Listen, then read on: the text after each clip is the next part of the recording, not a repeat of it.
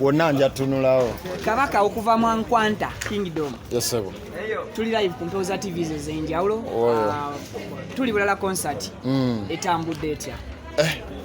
Muganda wange making sure nakedde naze wano saa 12.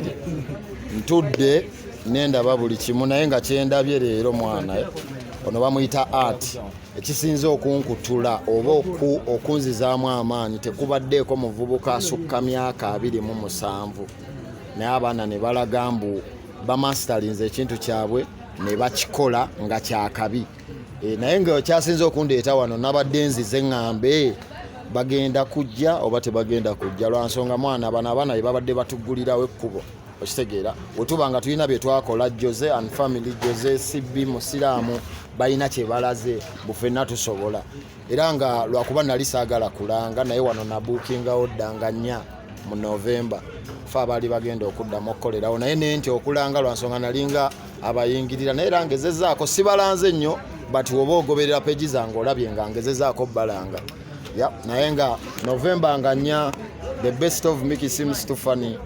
Ndowooza ngenda kunoonya yenna waba Jose oba CB be bawandiise ekintu kino ngenda banoonya nange bampe ku magezi kubanga man it was extraordinary.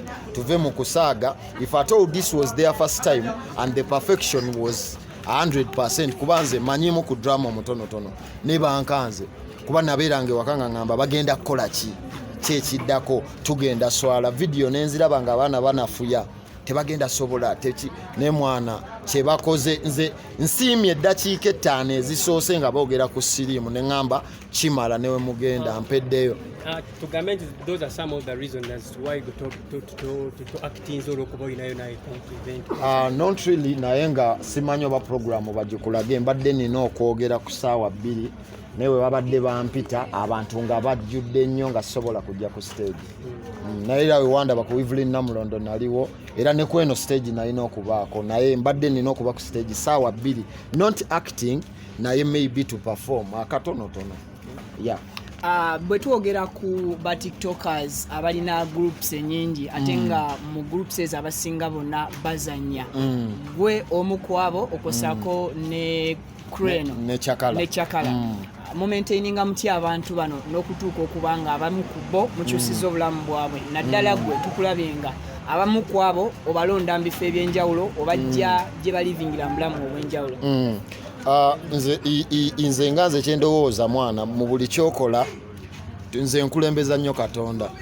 I believe ne Chakala akulembeza nnyo Katonda oba ne CB naye nze mu kulembeza Katonda nina okukkiriza toyina bba nnyo mugagga okuyamba muvubuka munno kubanza abaana benina tebazanya comedy nkubuulira amazima nsobola omupinpointinga ne nkugamba ono namujja namusanga anywanja amayirungi ono yali muyaye nga mubbi naye si mu pointinga mumbu oba mbanjagala nerage naye nnyumirwa nnyo kale ye nakyeyogerera naye nze nzikiriza bwe bulamu bwe nakuliramu mwana nze nakulira Kibuli ng'obulamu bwange bwakugezaako nnyo okitegeera kati bwe nsanga ono namusanga mu kyalo kyamwewa Kayungaya nalina show nanemerako n'akaaba ne mugamba manyi tugende Kampala siina nnyo naye tugende okitegeera kati ndi naye mulaba afaanana bulungi kwegamba toyina kubanga oyina nnyo okuyamba abantu oba okitegeera ate nze I believe in family.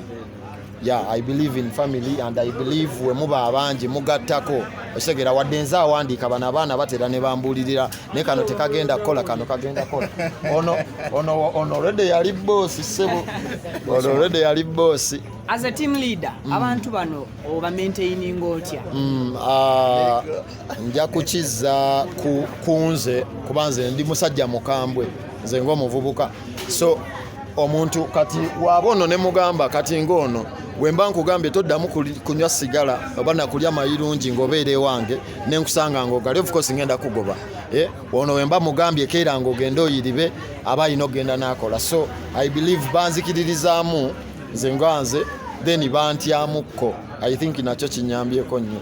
Jose Chakala bwe yali ajja ku TikTok basinga bamukomparinga nnyo ku content wo era ne bagamba nti azze kuzza mabega situation y'olunaku olwaleero ebaddewo ekujjukiza ki ku bigambo ebyayogerwa mu kaseera Chakala we yahitingira ennyo. Nze I believe mwana omuntu yenna agamba mbu omuntu agenda kujjawo omuntu aba mulalu kubanga at some point jjukira nange natuuka nenva mu byenju ate Chakala byazannya ne binyumira nange nentandika bizanya kubanga bye byaleeta ssente bye bireeta ssente. Omuntu togenda mutwalira bajeti ya miliyoni nnyo omwezi ng'ate ozannya buzanyi jasi oli mu kifo kimu oli mu nju oba okitegeera.